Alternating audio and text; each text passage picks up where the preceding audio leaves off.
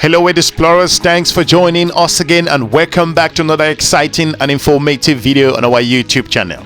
If you are joining us for the first time, we want to thank you for watching. In this episode, I will be diving as to the reason why France's waning influence in the continent of Africa is clear, and also it appears clear while few remember their former colonizer.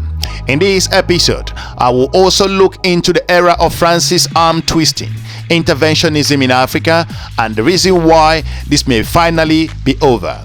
I will look into perspectives and dive into analytical information, draw historical information as well, and bring to you as to the reason why France is bowing out of the continent of Africa. I will encourage you to watch this video to the end for clarity and better understanding. So without any much delay, let's just dive straight into it. When Gabon's longtime leader was detained in the latest coup a couple of weeks ago, France condemned the takeover but did little to intervene, despite having hundreds of troops in the country of Gabon. It was a striking break from the past if you look at historical information. African and French observers say that France, under pressure, is finally scheduling its post-colonial traditions of France-Afrique, an unfaltering term that smacks of the paternalistic influence and quiet dealing makings among elites as its economic and political powers wane, and an increasingly self-confident Africa looks elsewhere, looking at different partners. Moving forward, after repeated military intervention in its former colonies in recent decades, the era of France as Africa's gendarme may finally be over, while France's perspective does no longer hold in the continent of Africa. If you look at geopolitics in the region, in the old days of France-Afrique, these coups across the region would not have happened, and if it did, it would have been quietly reversed. According to expert Peter Fan, a former US envoy for African Sahel region, said of France, France's muted response is an indication of a dwindling nation. France's muted response draws a lot of questions to the coup in Gabon, even more than the Niger coup as of July. France's inaction underscores that the times have changed. Gabon was long the centerpiece of the old cozy post-colonial system. In the last 3 years, a common thread has linked coups in 4 African countries. All were once French colonies. Some, like Gabon, had continued warm relations.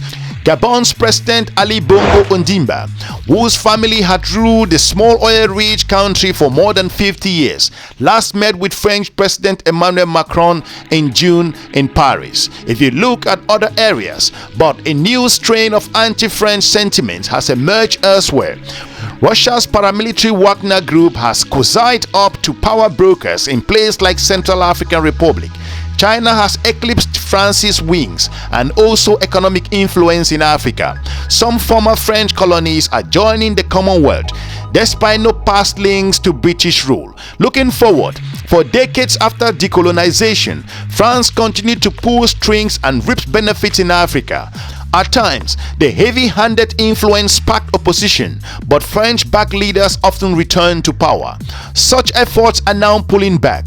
The President of France, Emmanuel Macron, last year withdrew French troops from Mali, following tensions with ruling Junta after 2020 coup, and more recently from Burkina Faso. And also we are looking what is happening in Niger. The similar reasons, both African countries has asked for French forces to leave. France also suspended military operations with Central African Republic, accusing its government of failing to stop a massive anti-French disinformation campaign. Emmanuel Macron, President of France, in a speech recently to French diplomats, described an epidemic of poachers in the Sahel region. Emmanuel Macron's predecessor, including François Hollande, Nicolas Sarkozy, Jacques Chirac, and also François Mitterrand, had all launched new French military operations on the African continent. Moving forward, Macron, the first French president born after the end of colonial era, has made it clear that France has turned the page of post-colonial interventionism. If you look at different areas, But even though the word partnership has been Macron's rallying cry in Africa, some ill feelings lingers. France stirs up conflict in Central African Republic and is putting pressure on authorities to not bring forth real development policies. According to expert Anit Laperle, a publisher of the local adrenaline info in that country, seen as close to the government that has been gravitating towards Russian interest in recent years. In Gabon, the Bongo family has deep and enduring ties to France for generations. Writer Analytics and Thomas Borrell call it emblematic of France-Afrique, a local dynasty marked by corruption, French business ties, and also vague guise of democratic practices. If you look at the current geopolitical situation and France's presence in the region, if you look at different aspects, the late Jacques Facard, a shadowy French high-ranking bureaucratic known as Monsieur Afrique, for his effort to keep former French colonies close, recall in his memoir how in the mid-1980s the young Bongo quietly floated in Paris the idea to set up constitutional monarch in Gabon. The French laughed off it based on Jacques Facard's own memoir. If you zoom closely regarding Gabon, the French president Emmanuel Macron has said nothing publicly about Gabon since the coup. Several long-time leaders of former French colonies are still standing and also have collectively over 120 years in office. Cameroon's Paul Biya with 41 years, Republic of the Congo Denis Sassou Nguesso with over 39 years, Djibouti Ismail Omar Guelleh with over 24 years, and Togo's Faou Gassimbe Yandema with over 18 years. If you look at other areas, according to Sadiq Abba, a Nigerian researcher, said it's been slightly lost on France that Africa has changed and that Paris isn't the only global power. He moved ahead saying the former colonies are looking out for their interest. They are not looking at their history with France, said Abba according to his own perspective, who is the president of the International Center for Reflections for Studies on the Sahel, a Paris-based think tank. The diplomat and others officials continue to consider that they have exclusive relations with African countries, but many French connections remain even in coups-affected countries. If you look at other areas, it is tempting to talk about an end to France-Afrique, said Borrell, a spokesperson for Sauvé, an advocacy group that denounces France's post-colonial policies in the continent of Africa. France-Afrique is criticized by institutions still in place. France troops still in Africa, the CFA franc currency, and also the French paternalistic culture that must be changed in including aspect in terms of summit of France-Afrique. France has lost its focus in several ways. If you look at how Paris talks to Africa, it speaks to African capitals. Today, France retained more than 5,500 troops across 6 African countries, including more than 3,000 in permanent bases in Gabon, Djibouti, Senegal, and also Ivory Coast, plus about 2,500 involved in military operations in Chad and Niger, which are currently in negotiation in terms of withdrawing. Moving forward, France has maintained its troops in Niger, even though continuous and mutinous soldiers ousted President Mohamed Bazoum more than a month ago. Most recently, the Junta revoked the diplomatic immunity of French ambassador, who has ignored their orders to leave the country. If you look at the current geopolitical situation, as we consider this episode, in neighboring Mali, many sought on the French troop presence after it failed to rid their country of Islamic extremist fighters. Pro-Russian group on social media fomented the disgruntlement with regards to that area. The changing sentiments also reflect a simple fact. Today, the vast majority of Africans are too young to have lived under French rule. Much of Francophone Africa won independence in 1960. The last French colony, Djibouti, became independence in 1977. Perhaps the most significant drift in Africa is a cultural one. France simply doesn't serve up the aspiration it once did. At New York, Daniel Mangara joins us, professor of French and Francophone Studies in the Department of World Languages and Cultures at Montclair State University. He's the author of Gabon in Danger, the title translated from the French. In 1998, Mangara created the exiled opposition movement Bongo Must Leave, which he continues to lead. We welcome you both to Democracy Now! Danielle, Mangara, we thank you so much for being with us. We're going to begin with you. Can you explain what has just taken place in your country? Well, first of all, thank you for having me. Now, I think that I heard in your segments that the international community was condemning what was going on in Gabon, especially the UN and the African Union.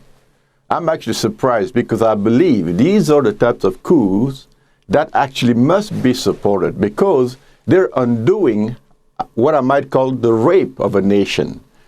Gabon has been ruled for 56 years by the same family and the same regime. I don't know if people can imagine the scope of what we're talking about here. Omar Bongo came to power in 1967. He ruled for 42 years. And when he died in 2009, his son took over and has now ruled for 14 years.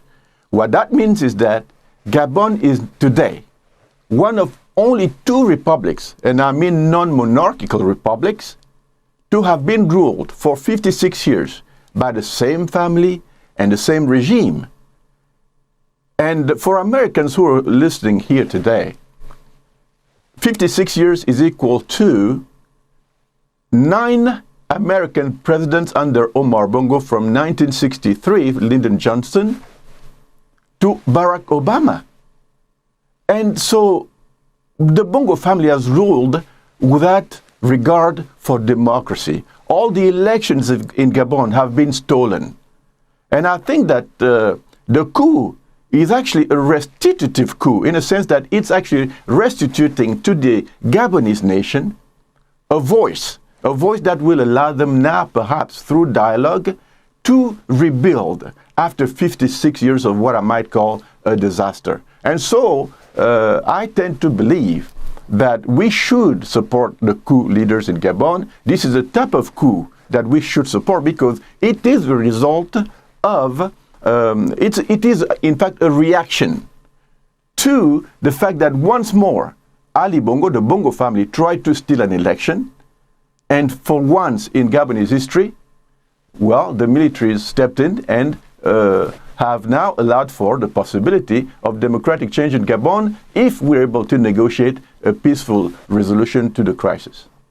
Well, Daniel Mangara, you've said that the coup should be supported by the international community, and we've seen some footage of people in Libreville, the capital, celebrating the coup. But if you could explain, who is behind the coup? What kind of relationship did the Gabonese military have with Bongo? And the fact that there was already an attempted coup in 2019, what happened then? Well, we know that there's been general discontent in Gabon, by the Bongo family. Now, Commander Brice Oligui Nguema, who took over as interim president now, certainly is part of what we call the presidential guard.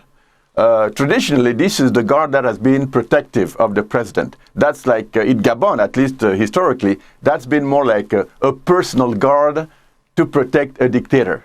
So the regular army in Gabon has no power, no armament that could actually allow it to serve, as a republican army. And in this sense, the guard of Bongo has been usually perceived as complicit, protective of the regime. And so even, Commander Oligui himself, has been accused by the Gabonese people of having been behind some of the repressions, that have gone on, over the Bongo regime. But today, we do believe that, despite all that, their ability to now question the Bongo regime themselves and to decide to take over opens up new possibilities for Gabon. Now, the reaction of the people has been that, in general positive, because they're very happy that for once the Bongo family has been at least disabled to the point of opening up the possibility of perhaps later on democracy for Gabon. And I would say that, if we have to lead to a simple conclusion, we do have to believe that this is a rare opportunity for the Gabonese people to engage in national dialogue that would allow for, perhaps in 2 years, after the transition, to go into democratic rule. And that's why I think that the international community must look at this as an opportunity for Gabon to actually enter a new era of democratic change. France presence in the continent of Africa, especially in West Africa, has been challenged in several ways. We all shall be looking on how those countries pick up themselves, as most of those countries in the region do no longer remember if France was their former colony, and most do not give any regard with regards to what France thinks with regards to your own perspective. Hopefully things will change as soon as possible to bring back the region in stability, and the strong men who are now in power having a strong vision for their own nation, and they plan to deliver their country to a democratic rule. We want to thank you for watching. If you are new to our channel, we encourage you to subscribe, share our videos with your different network. We are looking forward to meeting you soon in our next episode. Have a good day. Bye-bye.